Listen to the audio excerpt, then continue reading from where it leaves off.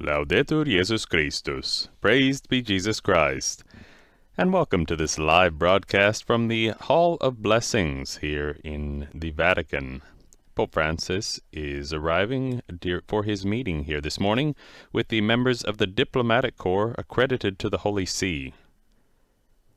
As you can see, if you're joining us on television, the Pope is arriving here in the Hall of Blessings, which is right in the facade of St. Peter's Basilica. So it's right behind the front windows that you see when you're looking at St. Peter's. He stops to greet the Dean, who is the Ambassador of Cyprus to the Holy See. And from wherever you're joining us, I'd like to welcome you all to this live broadcast. Some of you may be joining us through various Vatican media channels, perhaps the Vatican Audio Live Events app, or the Radio Vaticana app, the Vatican News web portal, or the Vatican News English YouTube channel or Facebook live feed. We also welcome all of you who are joining us through various broadcasters around the world, including EWTN TV, Salt and Light TV, Atmadarshan TV India, Shalom World Television Networks USA, Catholic Faith Network, Luminous Radio in India, UCTV, Uganda Catholic Television, and Catholic TV. My name is Devin Watkins, and I will be providing the translation of the Holy Father's audience here this morning.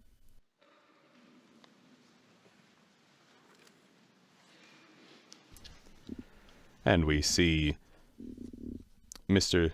Georgios F. Poulides, who is the Ambassador of Cyprus and the Dean of the Diplomatic Corps, accredited to the Holy See. He will be greeting the Holy Father.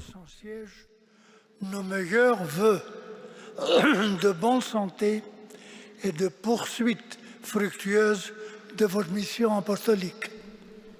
Most Holy Father, I have the great honor to present to you, as Dean of the Diplomatic Corps accredited to the Holy See, our best wishes for good health and the fruitful continuation of your apostolic mission. Allow me to begin our meeting by sparing a thought for all the people, women, children, and the elderly who around the world suffer from wars and conflicts. Some diplomats present here represent countries in serious situations. The Third World War fought piecemeal, which you have mentioned several times in recent years, is an increasingly evident reality before our dismayed eyes and for our powerless hands. Vous nous avez appelés à être des artisans de paix au service des peuples. On several occasions, you have called on us to be artisans of peace in the service of peoples and the common good, by overcoming our particularisms and working for a diplomacy of dialogue that is capable of seeking what unites and rejecting what divides. I would like to thank you, Holy Father, for continually suggesting ways and actions to resolve the many problems of our contemporary world, and for warning us with foresight of tomorrow's challenges for which we should start preparing. Sainteté, avant d'autres, vous avez senti les vents des tempêtes actuelles à leur portée mondiale. Certains défis potentiels ont, au fil du temps, Your Holiness, before others, you sensed the winds of the current storms and their global reach. Certain potential challenges have, over time, taken the form of real humanitarian, climactic, economic, and military crises, requiring common and multilateral responses, as you have repeatedly suggested.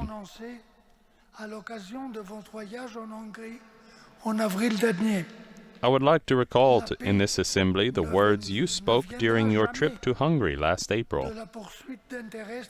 Peace will never come from the pursuit of particular strategic interests, but from policies capable of looking at the whole the development of all, attentive to people, to the poor, and to tomorrow.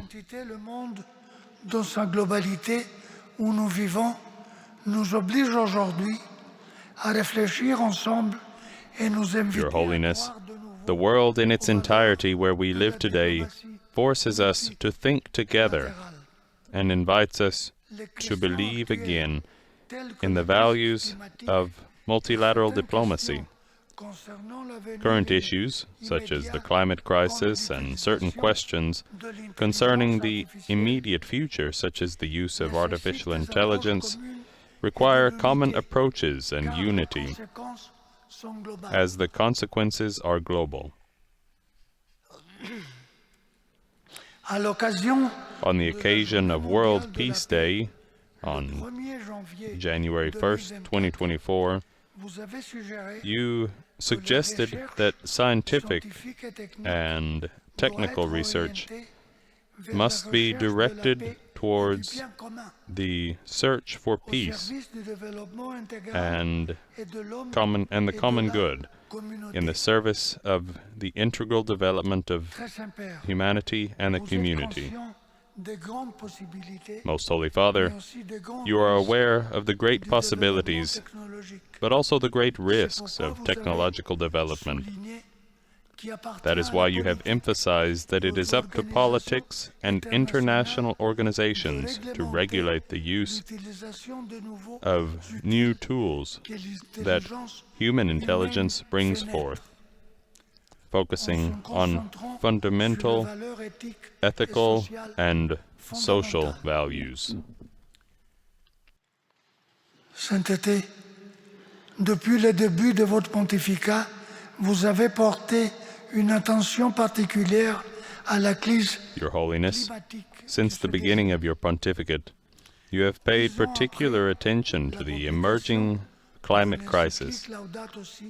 8 years after the publication of the encyclical Laudato Si, faced with the too slow progress of the international community and the intensification of extreme climate events, you felt the need to react by publishing the apostolic exhortation Laudate Deum on October 4th, 2023. The destruction of the environment, climate change, increasingly frequent floods, and fires of apocalyptic proportions affect all humanity. But it is to the most vulnerable people who suffer the most from the consequences. To quote your words, this is a global social problem, intimately linked to the dignity of human life. It is therefore necessary to generate a model of multilateral diplomacy, capable of establishing universal and effective rules to ensure this global protection. Cet appel a également été retiré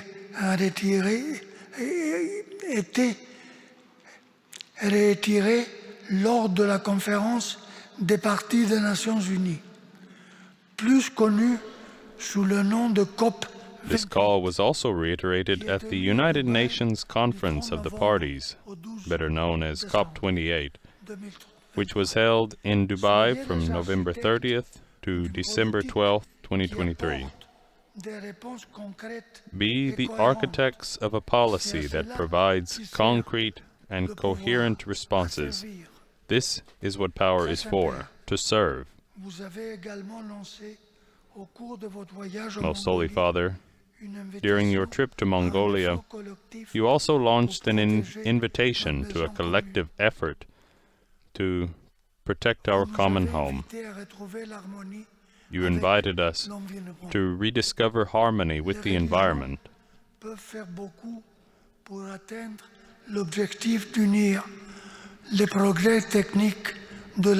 Religions can do much to achieve the goal of uniting technological process with the spiritual dimension.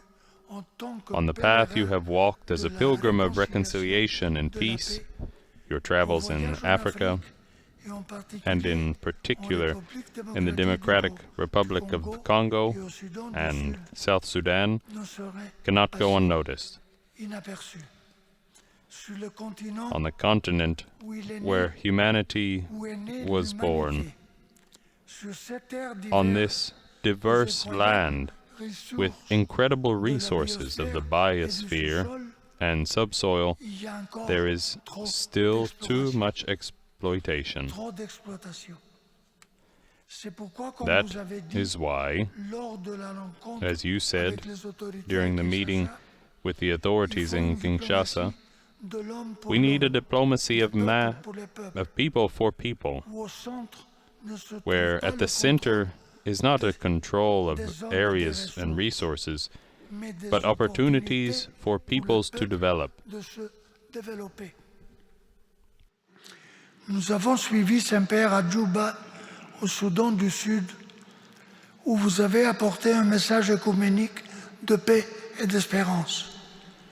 We followed you, Holy Father, to Juba in South Sudan, where you brought an ecumenical message of peace and hope, addressing the hearts and minds of its inhabitants, who have suffered for years from the devastating consequences of the persistent fallout of the conflict. You urged them to change pace, to start sailing in calm waters by resuming dialogue. Allow me, Your Holiness, to extend a wish to the peoples of this extraordinary land by borrowing your words. May Africa be the protagonist of its destiny.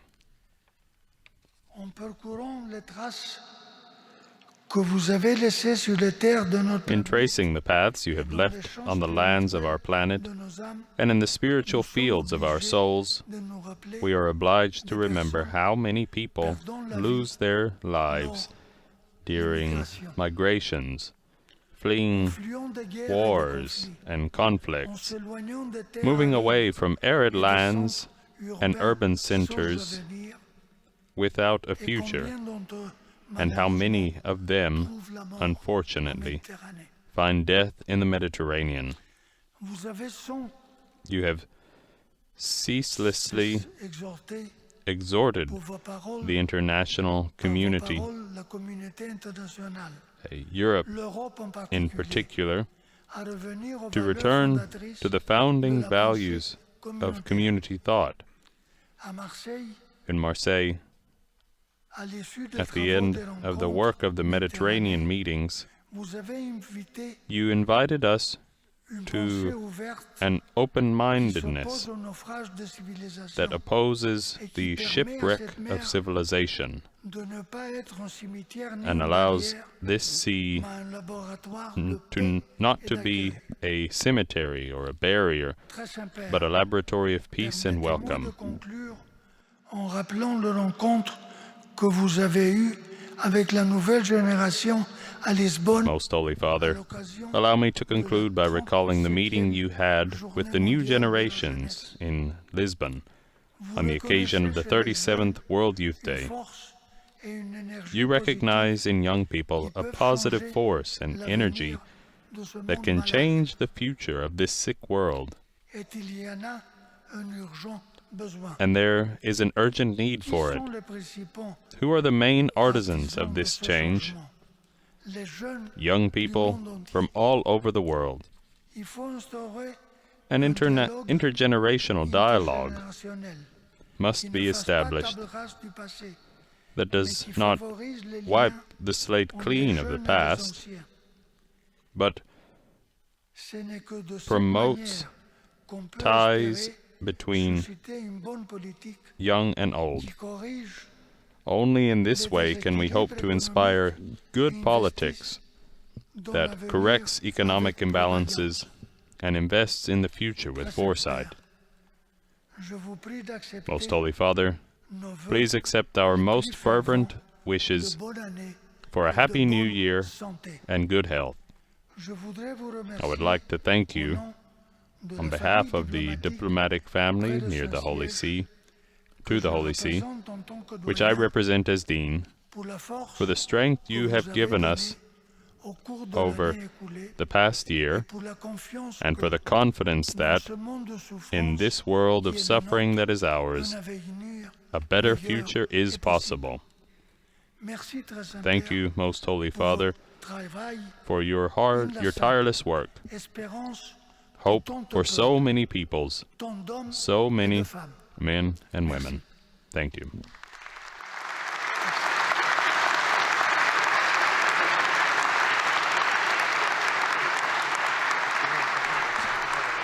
And that was His Excellency Mr.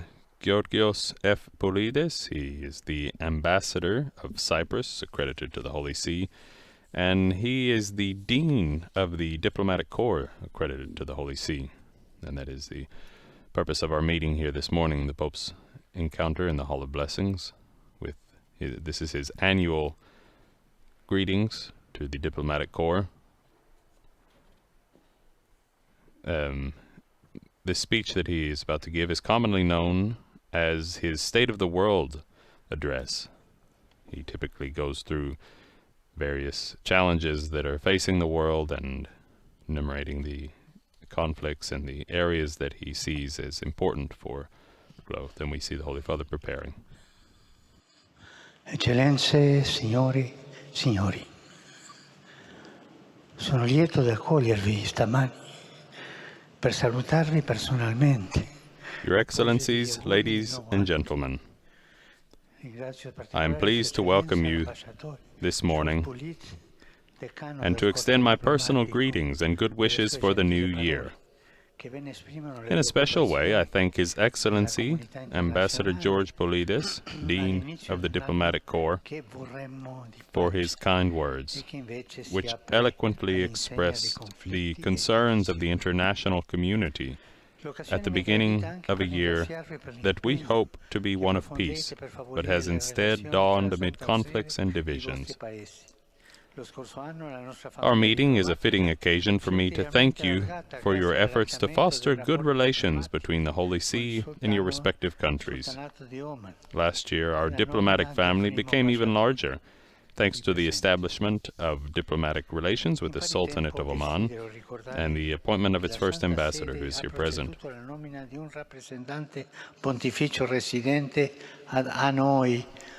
Here I would note that the Holy See has now appointed a resident papal representative in Hanoi, following last July's conclusion of the relative agreement on the status of the papal representative. This is a sign of the intent to pursue the process already initiated in a spirit of reciprocal respect and trust, thanks also to frequent contacts on the institutional level and to cooperate with the local church. 2023 also saw the ratification of the supplementary agreement to the 24th of September 1998 agreement between the Holy See and Kazakhstan on mutual relations, which facilitated the presence and work of pastoral agents in that country. The past year also marked the celebration of significant anniversaries: the 100th anniversary of the diplomatic relations with the Republic of Panama, the 70th anniversary of those with the Islamic Republic of Iran, the 60th of those with the Republic of Korea, and the 50th of those with Australia. C'è una parola che risuona in modo particolare nelle due principali feste cristiane. Dear ambassadors, one word in particular resounds in the two principal Christian feasts. We hear it in the song of the angels who proclaimed in the night of the birth of the Savior, and we hear it again in the greeting of the risen Jesus. That word is peace. Peace is primarily a gift of God, for it is He who has left us His peace. Yet it is also a responsibility incumbent upon all of us. Blessed are the peacemakers. A word so simple, yet so demanding and rich in meaning. Today I would like to concentrate our reflections on peace, at a moment in history when it is increasingly threatened, weakened, and in part lost. D'altronde è compito della Santa Sede in seno alla comunità internazionale essere voce For that profetica matter, it is the responsibility of the Holy See within the international community to be a prophetic voice and to appeal to consciences. On Christmas Eve 1944, Pope Pius XII delivered a memorable radio message to the peoples of the world. The Second World War was drawing to a close after more than 5 years of conflict, and humanity sensed, in the Pope's words, an ever more clear and firm will to make of this world war, this universal upheaval, the starting point for a new era marked by profound renewal.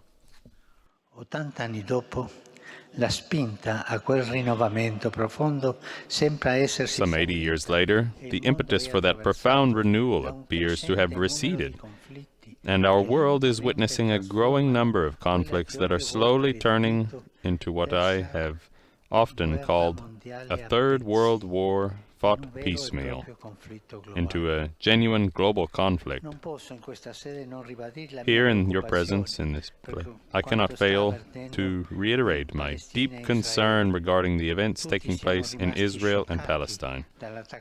All of us remain shocked by the October 7th attack on the Israeli people, in which great numbers of innocent persons were horribly wounded, tortured and murdered, and many taken hostage. I renew my condemnation of this act and of every instance of terrorism and extremism. This is not the way to resolve disputes between peoples. Those disputes are only aggravated and cause suffering for everyone.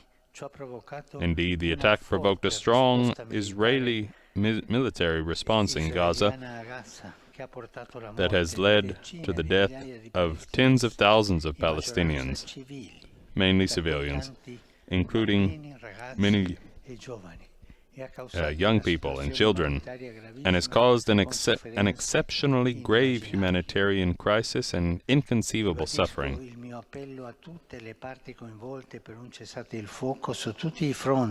To all the parties involved, I renew my appeal for a ceasefire on every front, including Lebanon, and the immediate liberation of all the hostages held in Gaza.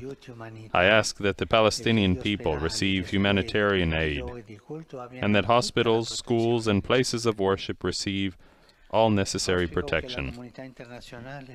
Percorra con determinazione la soluzione dei due stati, uno israeliano e uno palestinese. It is my hope that the international community will pursue with determination the solution of two states, one Israeli and one Palestinian, as well as an internationally guaranteed special status for the city of Jerusalem, so that Israelis and Palestinians may finally live in peace and security.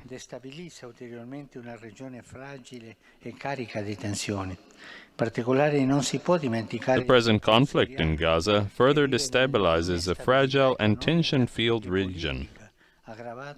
In particular, we cannot forget the Syrian people, living in a situation of economic and political instability aggravated by last February's earthquake.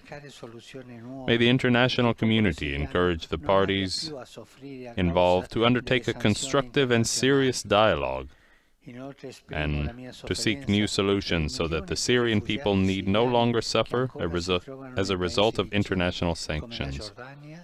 In addition, I express my profound distress for the millions of Syrian refugees still present in neighboring countries like Jordan and Lebanon. I think in a special way of the beloved Lebanese people, and I express my concern for the social and economic situation that they are experiencing. It is my hope that the institutional stalemate that has even further burdened them will be resolved, and that the land of cedars will soon have a president. Remaining on the Asian continent, I would also call the attention of the international community to Myanmar and plead that every effort be made to offer hope to that land and a dignified future to its young, while at the same time not neglecting the humanitarian emergency that the Rohingya continue to experience. Come ho potuto sperimentare nel corso del viaggio in Mongolia, alle cui autorità rinnovo la mia gratitudine per l'accoglienza. Alongside these complex situations, there are also signs of hope, as I was able to experience in the course of my journey to Mongolia, to whose authorities I once more express my gratitude for their welcome. I also wish to thank the Hungarian authorities for the hospitality I received during my visit to that country last April. It was a journey to the heart of Europe, rich in history and culture, where I have felt the affection of many people, yet sensed the proximity of a conflict that we would have considered unimaginable in the Europe of the 21st century.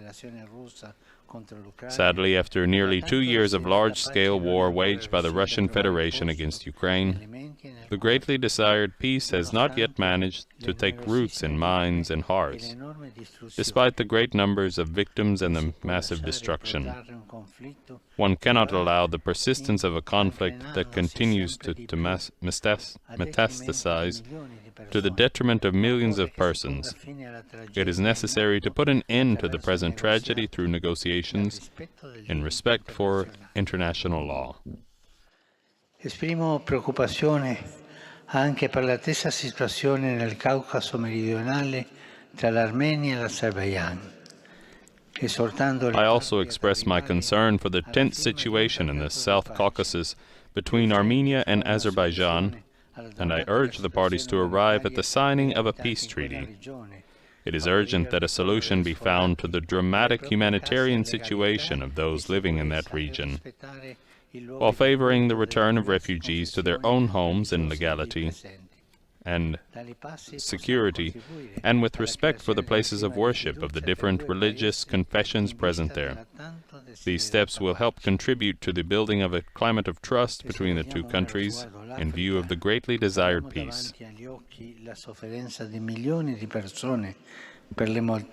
Turning our gaze to Africa, we are witnessing the suffering of millions of persons as a result of the numerous humanitarian crises that various sub-Saharan countries experience due to international terrorism, complex social-political problems, and the devastating effects of climate change. Added to these are the effects of the military coup d'etat that have occurred in several countries and certain electoral processes marked by corruption, intimidation, and violence.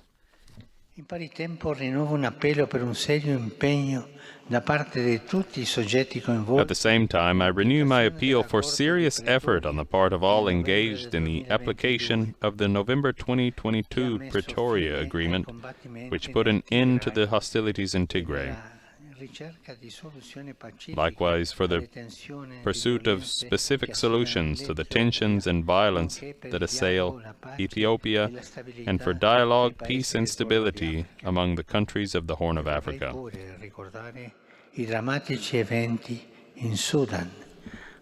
I would also like to bring up the tragic events in Sudan, where sadly, after months of civil war, no way out is in sight, and the plight of the refugees in Cameroon, Mozambique, the Democratic Republic of the Congo, and South Sudan. I had the joy of visiting the latter two countries at the beginning of last year as a sign of my closeness to their people who are suffering, albeit in different contexts and situations. I express my heartfelt gratitude to the authorities of both countries for their efforts in organizing these visits and for their hospitality. My journey to South Sudan also had an ecumenical flavor, since I was joined by the Archbishop of Canterbury and the moderator of the General Assembly of the Church of Scotland, as a sign of the shared commitment of our ecclesial communities to peace and reconciliation. Non vi siano guerre aperte nelle Americhe fra alcuni paesi, per esempio tra il Venezuela e la Guyana. Although there are no open wars in the Americas, serious tensions exist between several countries, for example, Venezuela and Guyana, while in others, such as Peru, we see signs of a polarization that compromises social harmony and weakens democratic institutions. The situation in Nicaragua remains troubling. A protracted crisis with painful consequences for Nicaraguan society as a whole, and in particular for the Catholic Church. The Holy See continues to encourage a respectful diplomatic dialogue for the benefit of Catholics and the entire population.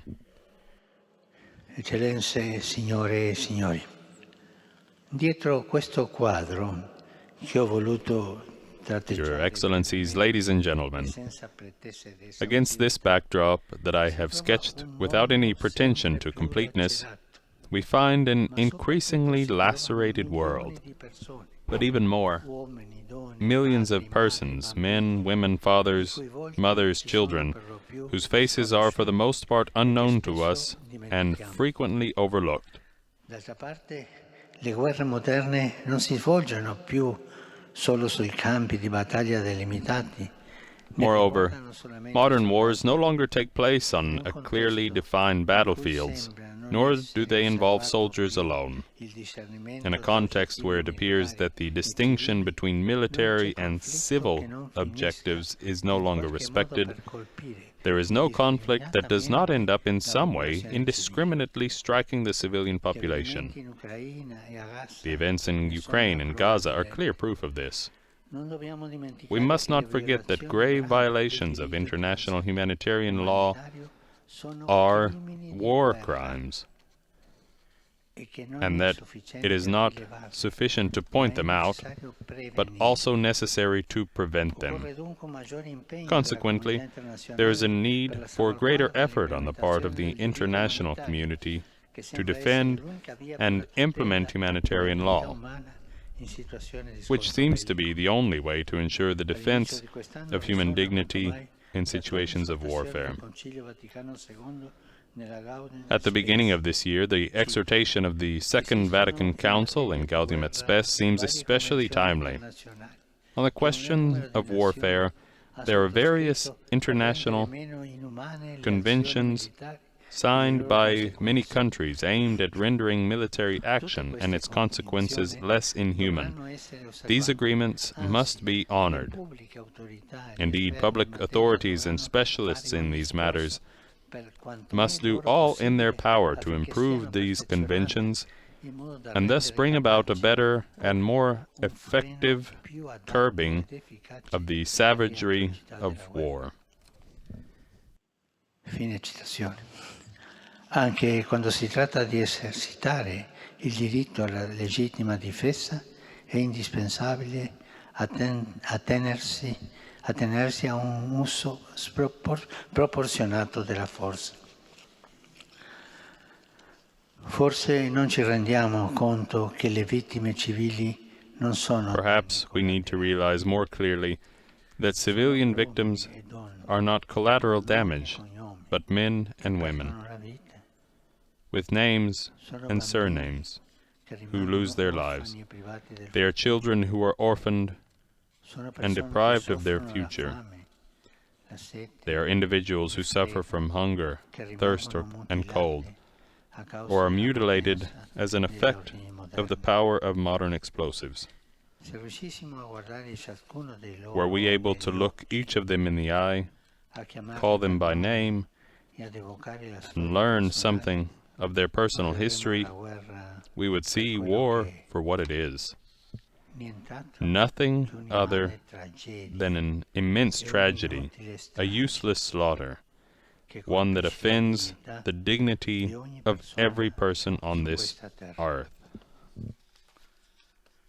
D'altra parte, le guerre possono proseguire grazie all'enorme disponibilità di armi. Occorre perseguire una politica di distacco. Wars, nonetheless, are able to continue thanks to the enormous stock of available weapons. There is need to pursue a policy of disarmament, since it is illusory to think that weapons have deterrent value. The contrary is true.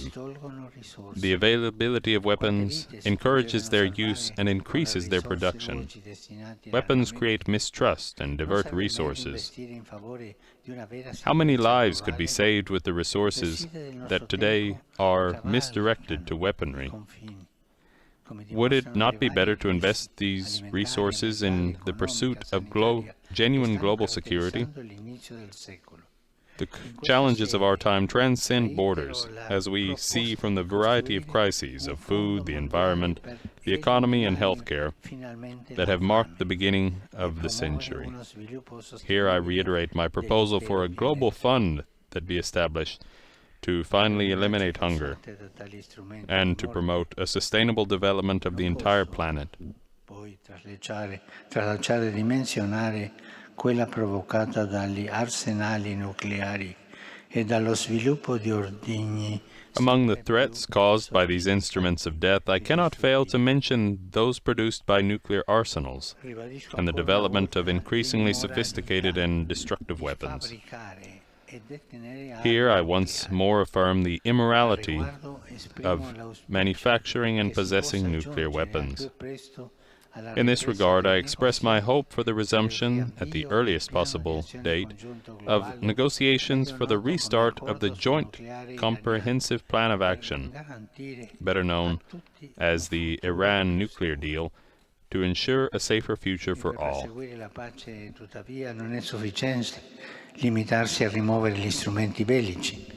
To pursue peace, however, it is not enough simply to eliminate the implements of war. Its root causes must be eradicated.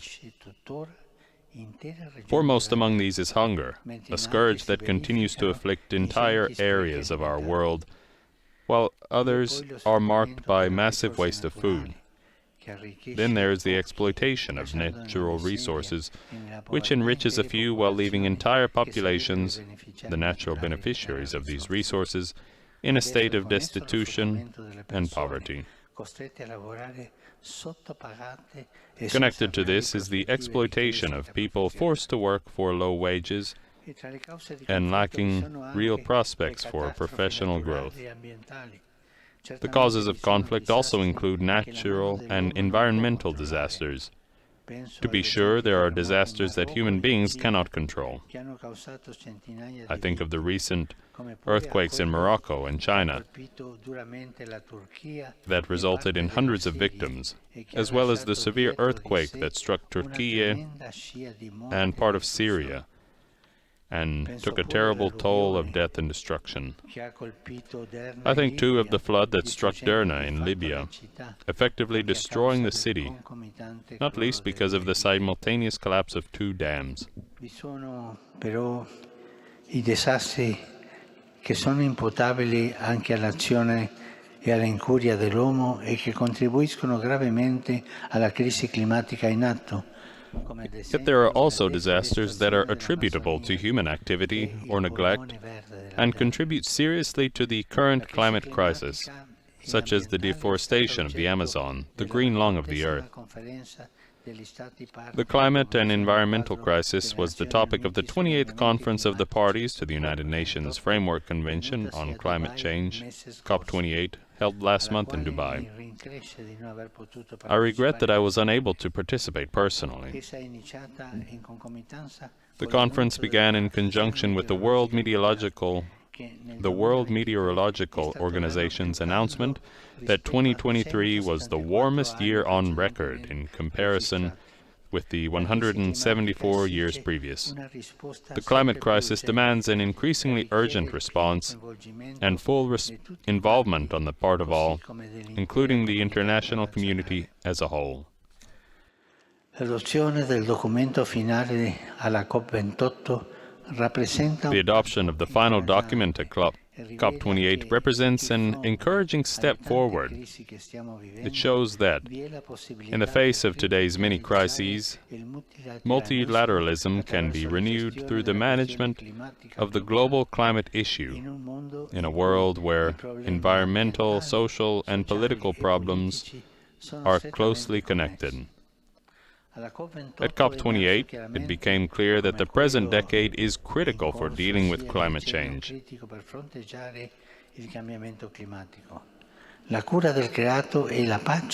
Care for creation and peace are the most urgent issues, and they are closely linked.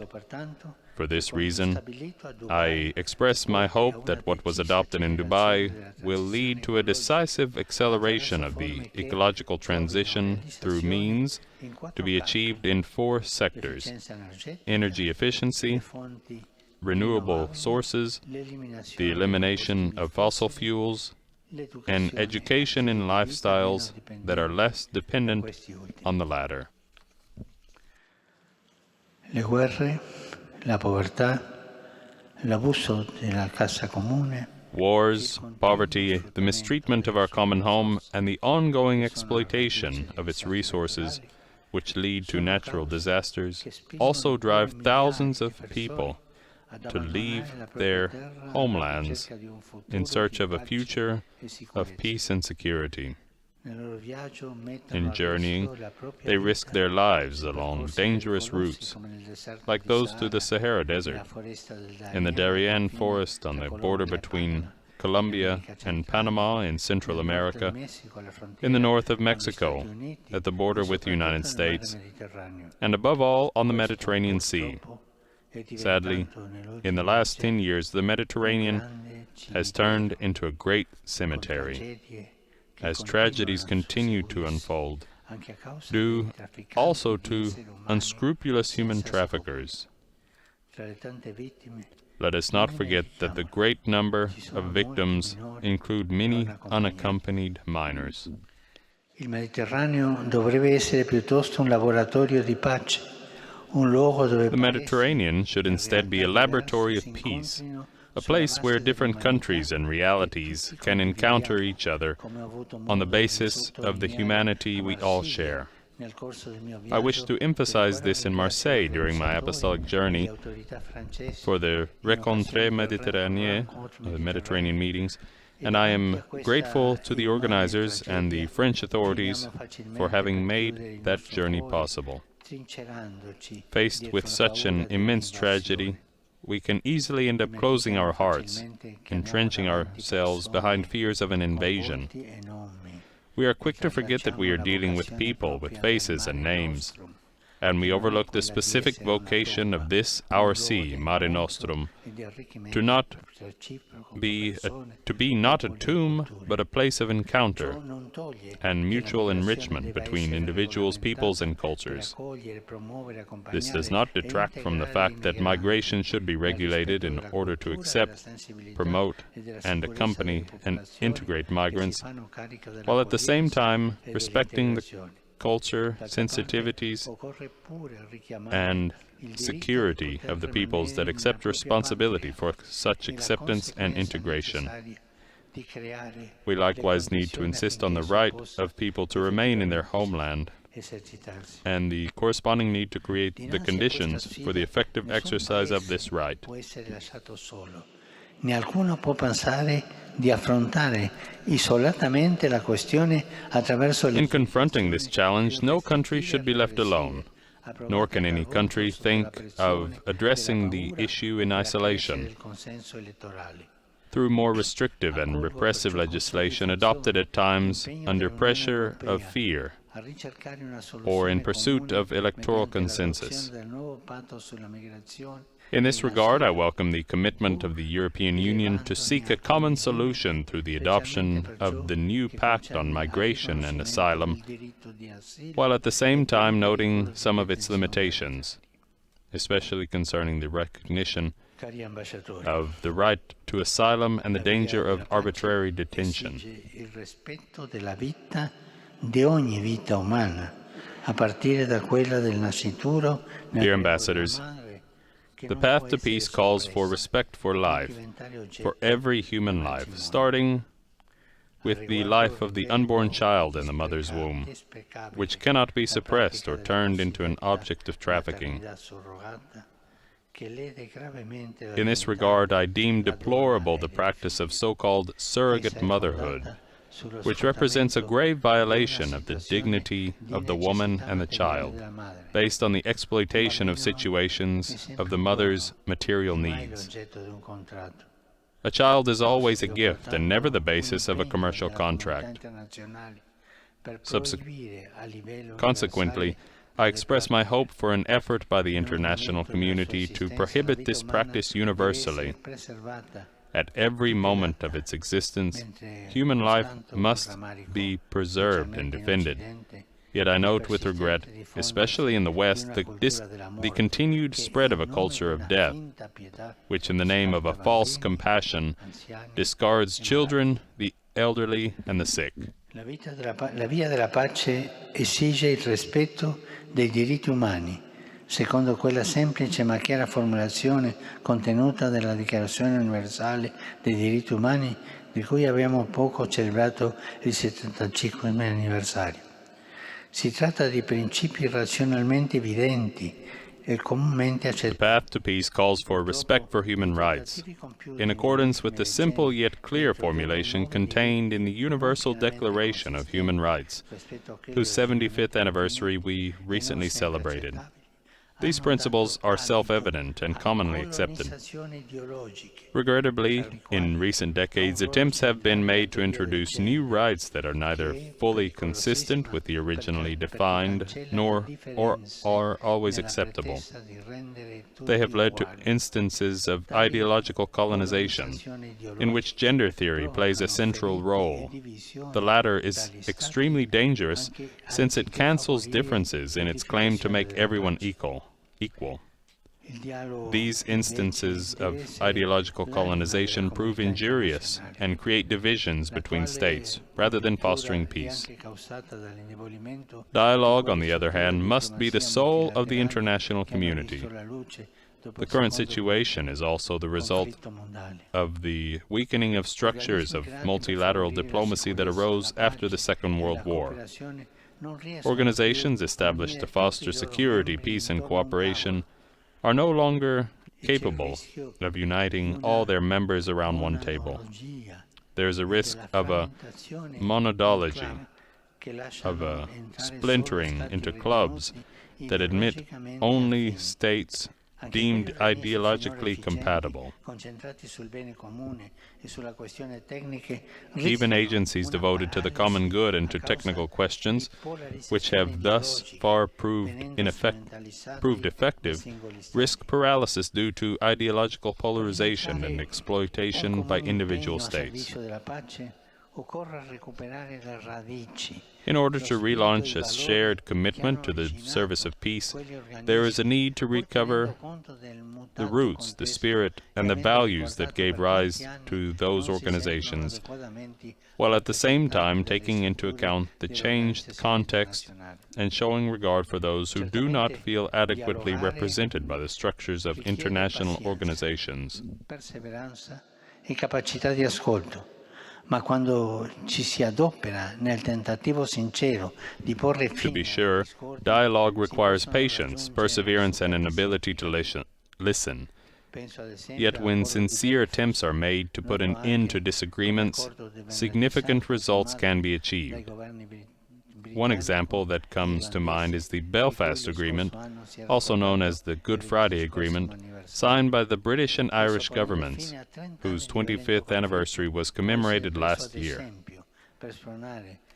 Putting an end to 30 years of violent conflict, it can serve as an example to motivate and encourage authorities to trust in peace processes, whatever the hardships and sacrifices they entail.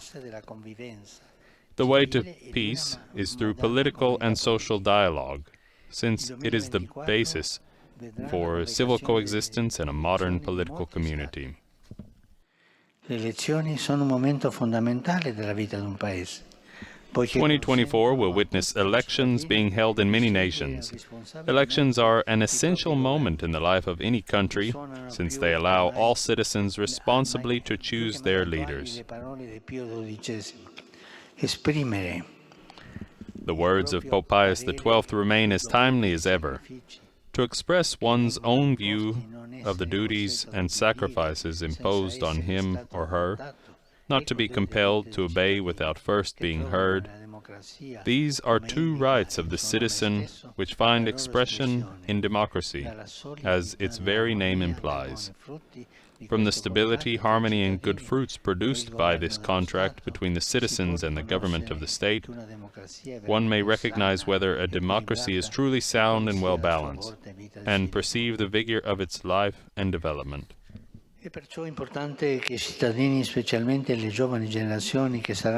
is important, then, that citizens, especially young people who will be voting for the first time, consider it one of their primary duties to contribute to the advancement of the common good through a free and informed participation in elections.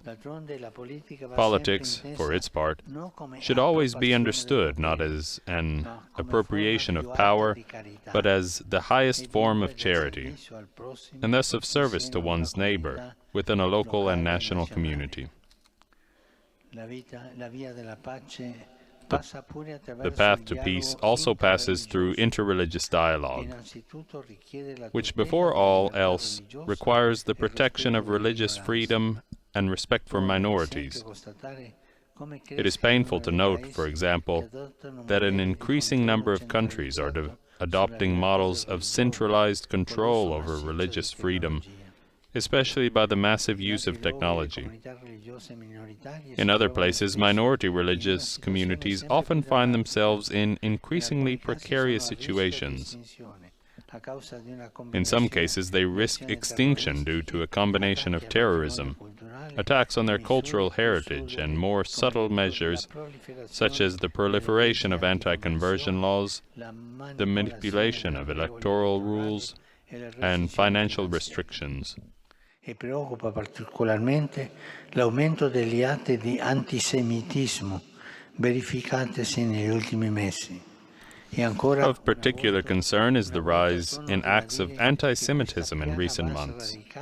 Once again, I would reiterate that this scourge must be eliminated from society, especially through education in fraternity and acceptance of others. Equally troubling is the increase in persecution and discrimination against Christians, especially over the last 10 years. At times, this involves non-violent, but socially significant cases of gradual marginalization and exclusion from political and social life, and from the exercise of certain professions, even in traditionally Christian lands. Sono oltre 360 milioni cristiani nel mondo che Altogether, more than 360 million Christians around the world are experiencing a high level of discrimination and persecution because of their faith, with more and more of them being forced to flee their homelands. Finally, the path to peace passes through education, which is the principal means of investing in the future and in young people. I have vivid memories of the celebration of World Youth Day in Portugal last August. As I renew my gratitude to the Portuguese authorities, civil and religious, for their hard work in organizing the event, I continue to treasure that encounter with more than 1 million young people from all over the world, brimming with enthusiasm and zest for life. Their presence was a great hymn to peace and a testimony to the fact that unity is greater than conflict and that it is possible to build communion amid disagreement. In recent times, the challenges faced by educators have come to include the ethical use of technologies. The latter can easily become a means of spreading division or lies, fake news. Yet they also serve as a source of encounter and mutual exchange, and an important vehicle for peace. The remarkable advances in new information technologies, particularly in the digital sphere, thus offer exciting opportunities and grave risks, with serious implications for the pursuit of justice and harmony among peoples. For this reason, I thought it important to devote this year's message for the World Day of Peace to the subject of artificial intelligence, one of the most significant challenges for the years to come. It is essential that technological development take place in an ethical and responsible way, respecting the centrality of the human person, whose place can never be taken by an algorithm or a machine. The inherent dignity of each human being and the fraternity that binds us together as members of the one human family must undergird the development of new technologies and serve as indisputable criteria for evaluating them before they are employed, so that digital progress can occur with due respect for justice and contribute to the cause of peace. Consequently, careful reflection is required at every level, national and international, political and social, to ensure that the development of artificial intelligence remains at the service of men and women, fostering and not obstructing, especially in the case of young people, interpersonal relations, a healthy spirit of fraternity, critical thinking, and a capacity for discernment. In tale prospettiva acquisiscono particolare rilevanza le due conferenze diplomatiche dell'Organizzazione Mondiale della Proprietà Intellettuale che avranno luogo nel 2024 e ai quali la Santa Sede. In this regard, the two diplomatic conferences of the World Intellectual Property Organization, which will take place in 2024 with the participation of the Holy See as a member state, will prove particularly important. In the view of the Holy See, intellectual property is essentially directed to the promotion of the common good and cannot be detached from ethical requirements, lest situations of injustice and undue exploitation arise. Special concern must also be shown for the protection of the human genetic patrimony by prohibiting practices contrary to human dignity, such as the patenting of human biological material and the cloning of human beings. Your Excellencies, ladies and gentlemen, this year the Church is preparing for the Holy Year that will begin next Christmas. In a particular way, I express my gratitude to the Italian authorities, national and local, for their efforts in preparing the city of Rome to welcome great numbers of pilgrims and to enable them to draw spiritual fruit from their experience of the Jubilee. Today, perhaps more than ever, we need a Holy Year. Amid many causes of suffering that lead to a sense of hopelessness, not only in those directly affected, but throughout our societies. Amid the difficulties experienced by our young people, who instead of dreaming of a better future, often feel helplessness and frustrated. And amid the gloom of this world that seems to be spreading rather than receding, the Jubilee is a proclamation that God never abandons His people and constantly keeps open the doors to His kingdom. In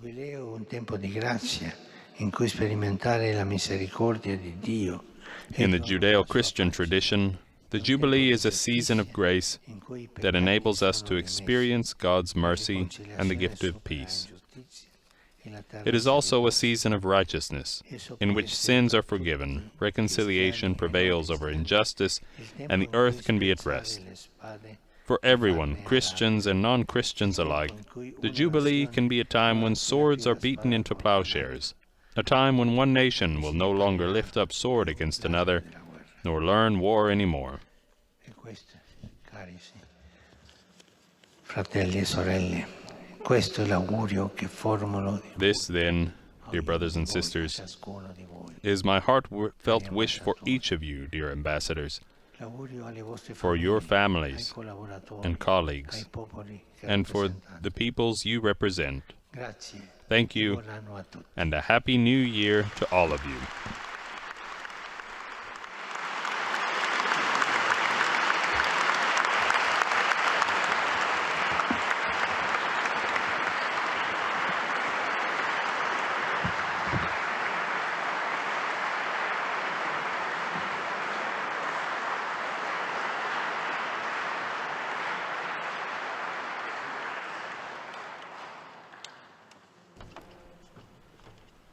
And that concludes Pope Francis's speech to the diplomatic corps accredited to the Holy See.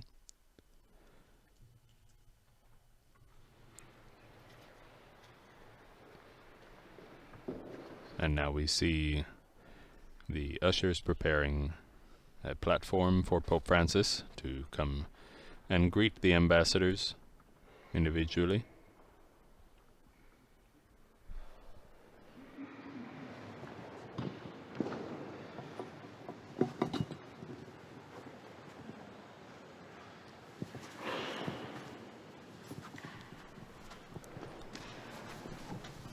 And